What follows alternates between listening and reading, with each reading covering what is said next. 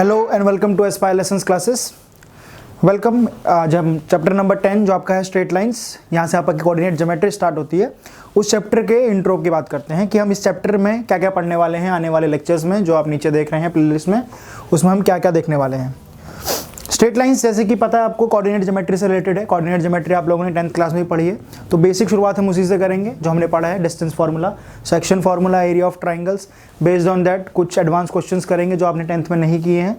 वहाँ से हम चैप्टर का स्टार्ट करेंगे। जो मेन पार्ट आएगा चैप्टर का वो आएगा आपका इक्वेशंस पे, ठीक। तो वहाँ से स्टार्ट करेंगे और उसके बाद हम पढ़ेंगे कुछ पॉइंट्स हैं जो हमारे ट्राइंगल के ऊपर होते हैं या ट्राइंगल के अंदर, कई बार ट्राइंगल के बाहर भी होते हैं, बट ट्राइंगल से रिलेटेड कुछ पॉइंट है जैसे कि centroid, orthocentre, incentre, excentre, circum centre.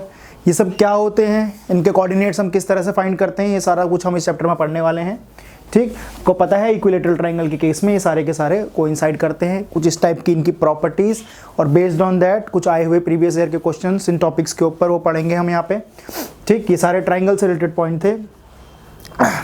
उसके बाद locus and equation two the locus, यानी कि किसी भी लाइन की या किसी भी लाइन या किसी भी पॉइंट का लोकस की इक्वेशन। लोकस क्या होता है? लोकस कुछ नहीं होता, जो लिखा हुआ है ये लोकस, इसका मतलब है कोई पॉइंट किसी सर्टेन कंडीशन में अगर कहीं पे मूव कर रहा है तो उस पॉइंट के जितने भी जो उसका पाथ है उसी को हम क्या कह देते हैं? लोकस। तो लोकस कुछ नहीं है, एक पॉइंट है जो सर्टेन कंडीशन के अंदर मूव कर रहा होता है, उसके पाथ को हम लोकस बोलते हैं।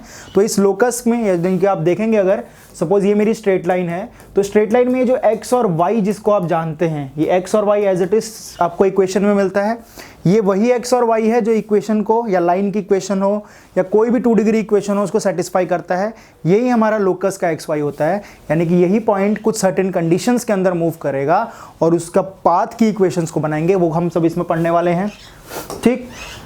उसके बाद shifting of origin, origin shift होगा, यानी कि ओरिजिन अभी तो हम 0 0 मानते हैं। सपोज इस ओरिजिन को मैंने उठा के किसी पॉइंट h, k पे रख दिया, तो उसके अकॉर्डिंग हमारे बाकी कोऑर्डिनेट्स किस तरह से शिफ्ट होंगे, ये सब शिफ्टिंग ऑफ ओरिजिन में पढ़ेंगे हम। और इसी से रिलेटेड एक टॉपिक है हमारा, वो है रोटेशन ऑफ एक्सिस, यानी कि इस बार आपने ओरिजिन को शिफ्ट ना करके आपने अपनी एक्स एक्सिस को सर्टेन डिग्री थीटा से क्या कर दिया? रोटेट।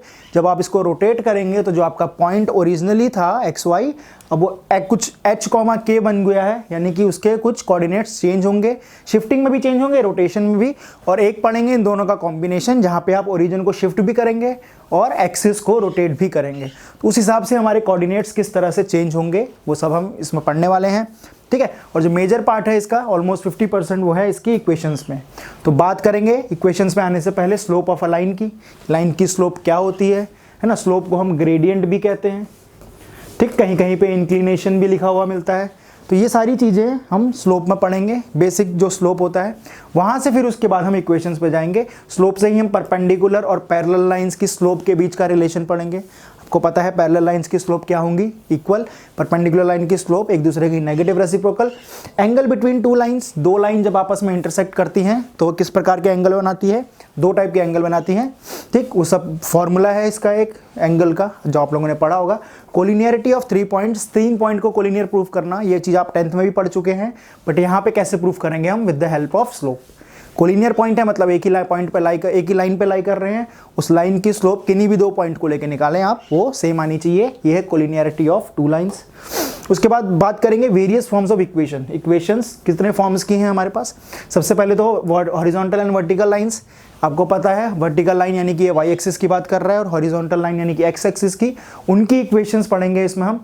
दूसरा पढ़ेंगे हम point slope form. Point slope form यानी कि एक पॉइंट दिया होगा आपको गिवन और लाइन की स्लोप दी होगी, वहां से हमें क्या है? लाइन की इक्वेशन। सारे के सारे तरीके लाइन की इक्वेशंस को बनाने के हैं। पॉइंट स्लोप फॉर्म, ठीक। पॉइंट स्लोप फॉर्म अगर लिखूं मैं तो ये हो जाती है y minus y1 is equal to mx minus x1, ठीक। बात करूं यहां तक 2 पॉइंट फॉर्म की, 2 पॉइंट फॉर्म भी इक्वेशन ऐसी ही कुछ होती है, y minus y1 is equal to, इस बार स्लोप क्या है हम 2 पॉइंट से निकाल लेते हैं, तो y2 minus y1 upon x2 minus x1 into x minus x1, ये है हमारी 2 पॉइंट फॉर्म।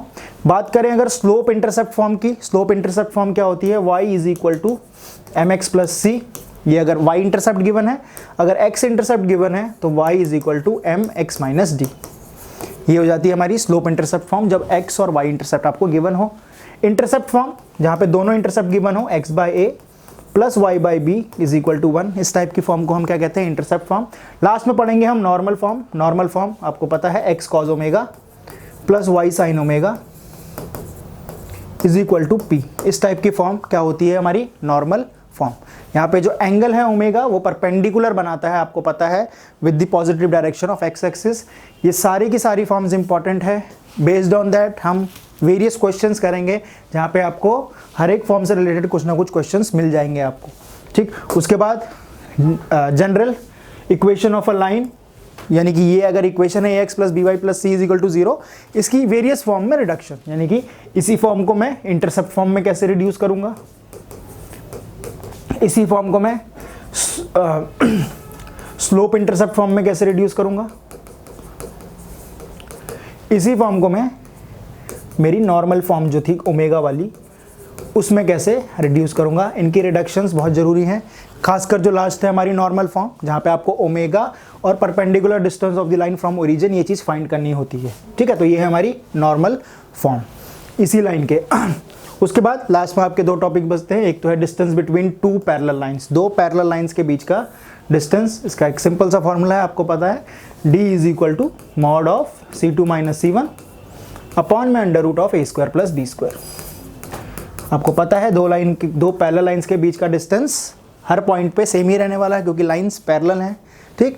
और इसी से एग्जैक्टली एक रिलेटेड है, वो है distance of a point from a line. किसी भी पॉइंट का किसी भी लाइन से डिस्टेंस, जब बात डिस्टेंस की करेंगे पॉइंट से लाइन की, तो क्या होगा वहाँ पे वो चीज़ परपेंडिकुलर डिस्टेंस ही हम, क्योंकि परपेंडिकुलर डिस्टेंस शॉर्टेस्ट भी होता है और यूनिक भी होता है, ठीक। तो उसका फॉर्मूला लाइन अगर वही हो तो क्या हो जाएगी, y इज इक्वल टू, ऐसा कह लेते हैं इसको, ax plus B Y plus C, जिस पॉइंट से निकालना है ये एक्स वाई उसके कोऑर्डिनेट है, अपॉन में under root of a square plus B square, है ना। डिस्टेंस है तो क्या लग जाएगा इसके यहाँ पे फिर से मॉड। वहाँ पे भी मॉडुलस लगाने का कारण यही था कि ये डिस्टेंस नेगेटिव ना हो जाए, और ये डिनोमिनेटर वाली चीज़ आप देख पा रहे हैं, under root a square plus B square अपने आप में एक पॉजिटिव एंटिटी है, ठीक। तो ये था मोटा मोटा ओवरव्यू आपका चैप्टर नंबर 10 स्ट्रेट लाइंस का। इंटरेस्टिंग टॉपिक है, कोऑर्डिनेट ज्योमेट्री का स्टार्ट हो रहा है ना। कोऑर्डिनेट ज्योमेट्री में इसके बाद हम पढ़ेंगे कॉनिक सेक्शंस, जो भी इससे भी ज़्यादा इंपॉर्टेंट कह सकता हूँ मैं कॉम्पिटिशन पॉइंट ऑफ व्यू से, क्योंकि 3 से 4 क्वेश्चन आपको देखने को मिलते हैं हर साल, मिनिमम 3 मैक्सिमम 4 इस कोऑर्डिनेट ज्योमेट्री वाले पार्ट से। लेंथी नहीं कह सकता इसे, बट इंटरेस्टिंग है बहुत। इस चैप्टर को पढ़ते हुए किसी भी पॉइंट पे आप बोर फील नहीं होंगे। इसमें क्वेश्चंस क्योंकि बहुत वैरायटी के बन सकते हैं, ठीक। तो देखते रहिए, प्लेलिस्ट है आपकी पूरी, आपको जो टॉपिक पढ़ना हो, है ना। मैं तो चाहूँगा सीक्वेंस वाइज पढ़ें, और हो सके तो वीडियो पॉज करके नोट्स बनाएं। नोट्स बना के आपको क्या होता है, रिवीजन के लिए ये चीज़ ईजी हो जाती है, ठीक। तो फिलहाल के लिए इतना ही, देखते रहिए हमारे ये चैप्टर्स, है ना। Thank you very much.